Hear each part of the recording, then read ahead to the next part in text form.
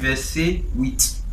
À moi, qui suis le moindre de tous les saints, l'apôtre Paul nous avait révélé deux grâces.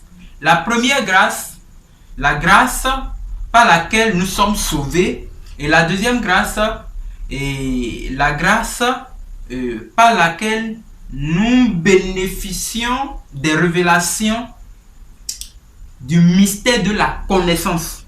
Vous voyez?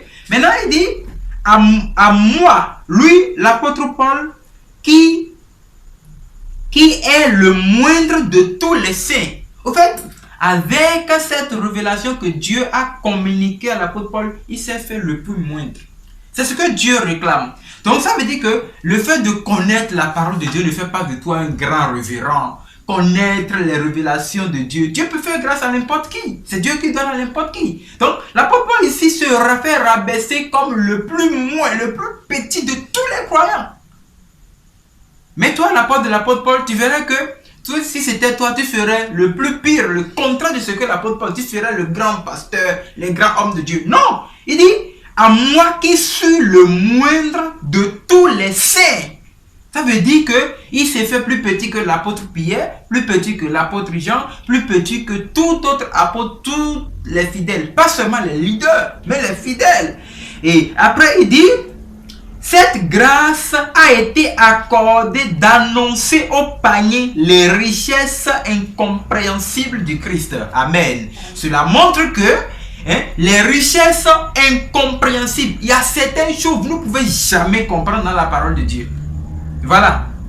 On les appelle les richesses incompréhensibles.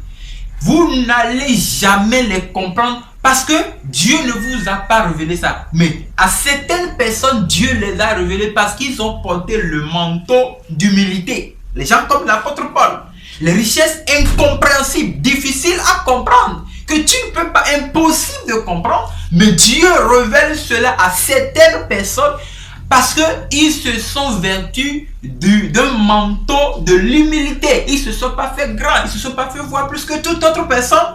Et là, il dit, le mystère là, on l'appelle un mystère qui doit être révélé au panier. Les paniers, ça veut dire les peuples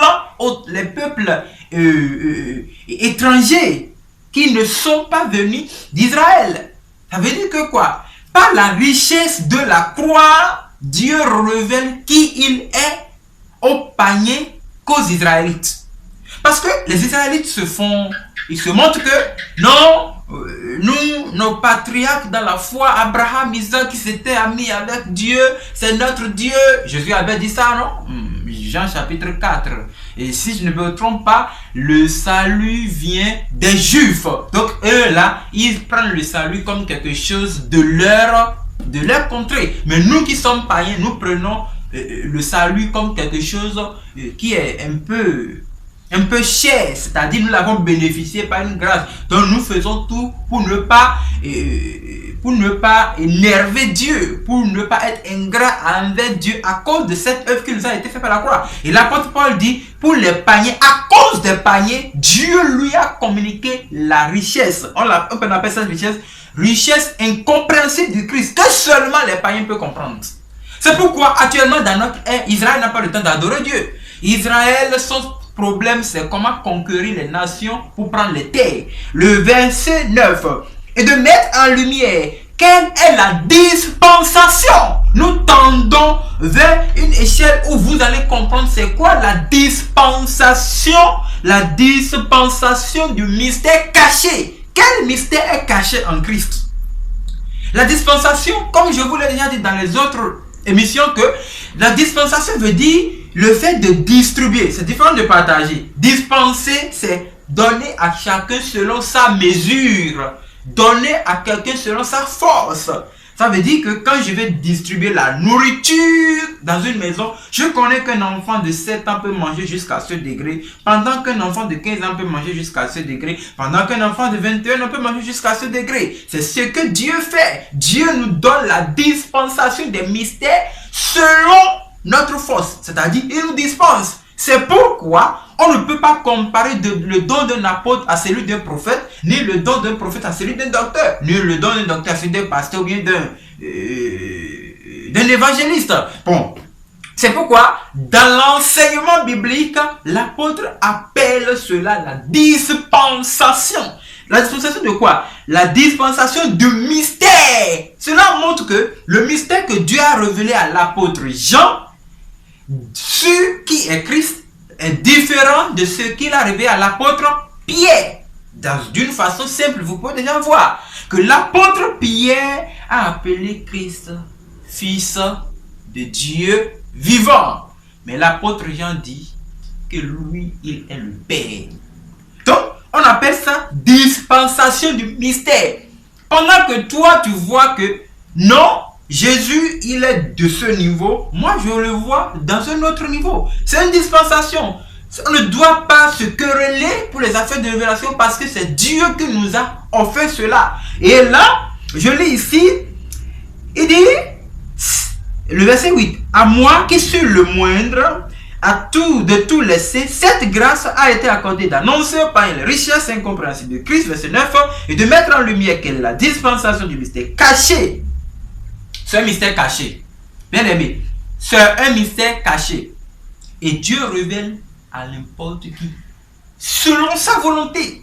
Non, quand Dieu ne te révèle pas, va devant Dieu. Ne condamne pas l'autre en disant non, il est en erreur, il est en train de mentir. Non, non, non. Tu ne peux pas faire ça. Thomas, c'est lorsque Thomas était en erreur, un apôtre. Les dirigeants aujourd'hui qui viennent au culte en retard ou bien qui manquent le culte. Voilà. Thomas était absent pendant que le mystère a été révélé. Regardez ma main. Avez-vous déjà vu des squelettes qui ont des os? Regardez, je suis le Christ. Thomas dit non. Si moi je ne le vois pas et je ne mets pas ma main dans ses plaies, je ne croirai jamais que c'est lui. Mais Jésus savait tout, il est le Dieu, il est omniprésent. Après il est apparu. Thomas commence par trembler. Jésus dit non mon ami, mets-moi tes mains dans mes plaies. Mets-moi tes mains dans mes plaies. Et regarde, tu m'as vu maintenant? Thomas a confessé. Il dit mon Seigneur, mon Dieu. Toi qui dis que Jésus n'est pas Dieu. Thomas au moins connaît ça. C'est une révélation. C'est pas son incroyance qu'il a compris maintenant que Jésus est son Dieu. C'est une dispensation. Frères et sœurs dans le Seigneur, vous savez, ici, l'apôtre Paul dit, mystère caché. C'est ce jour-là que Thomas a compris ce mystère qui est caché. On appelle ça mystère caché de tous les temps. Attends, vous attendez? Mystère caché de tous les temps. Mystère caché depuis la création. Mystère caché depuis Noé. Mystère caché depuis Moïse. Mystère caché depuis Élie. Mystère caché depuis Josué, Élisée, David, Salomon, Michée, Ésaïe. Mystère caché depuis Malachie. Mais, on a dit, mystère caché de tous les temps en Dieu qui a créé toutes choses. Et ce mystère, Dieu a révélé ça à qui? L'apôtre Paul, qui est notre apôtre, qui a écrit des épîtres pour que nous aujourd'hui, nous soyons capables de comprendre par le même esprit qu'il avait inspiré. On ne peut pas expliquer la Bible par un autre esprit. Voilà, là c'est là que je blâme les dirigeants qui n'ont pas le temps de dire la vérité aujourd'hui.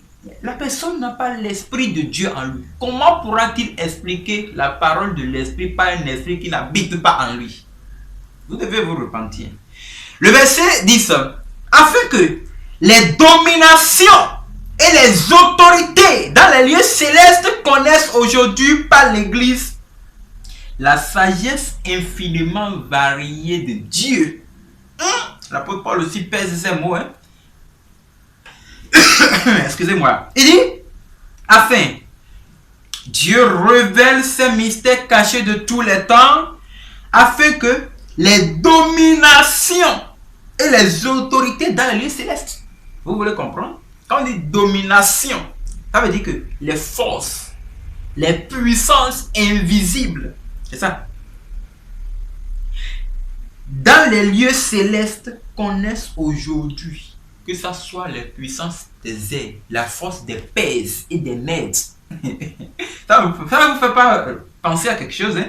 Ça veut dire que tous les rois, toutes les royautés, tous les royaumes de ce monde ont leur siège dans les airs. C'est ça. Les dominations et les autorités dans le lieu céleste, les autorités dans le lieu céleste connaissent aujourd'hui, pas moi qui suis l'église, la sagesse infiniment variée. Hey, vous voulez comprendre? Ça veut dire la profondeur de Christ qu'on ne peut pas finir de comprendre.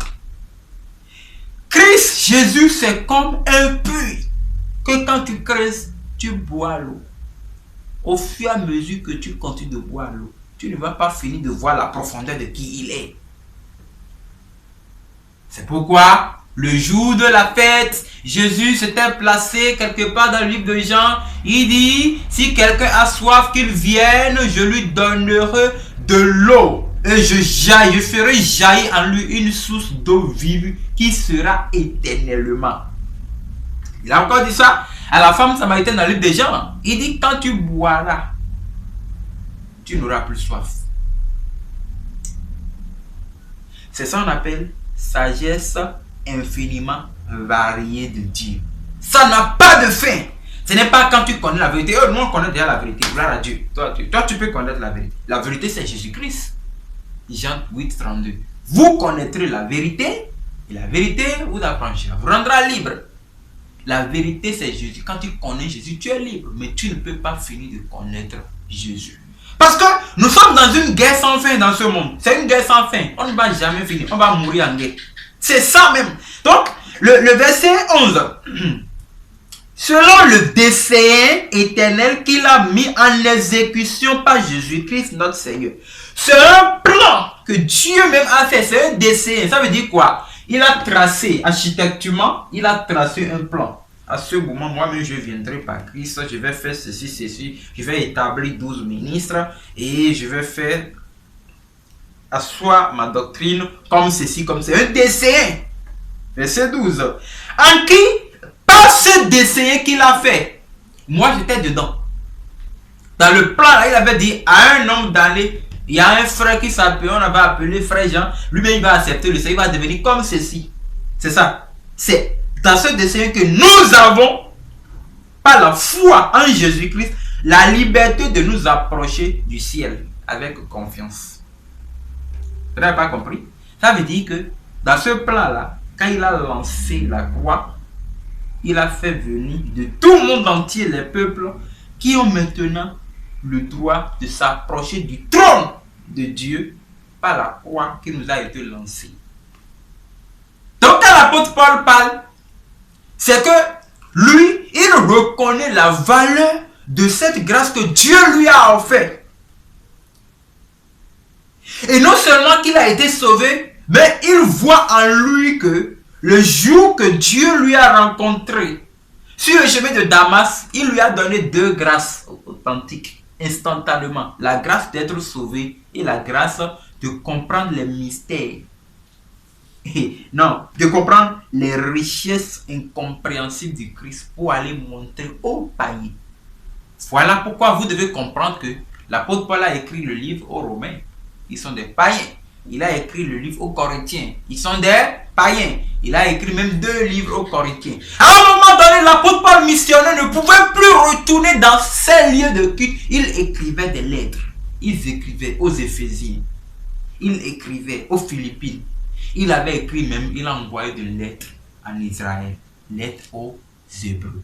Bien-aimés dans le Seigneur, nous venons de parler du chapitre 3, verset 8, verset 9, verset 10, verset 11 et verset 12 du livre d'Éphésiens. Que le Seigneur vous bénisse. Amen.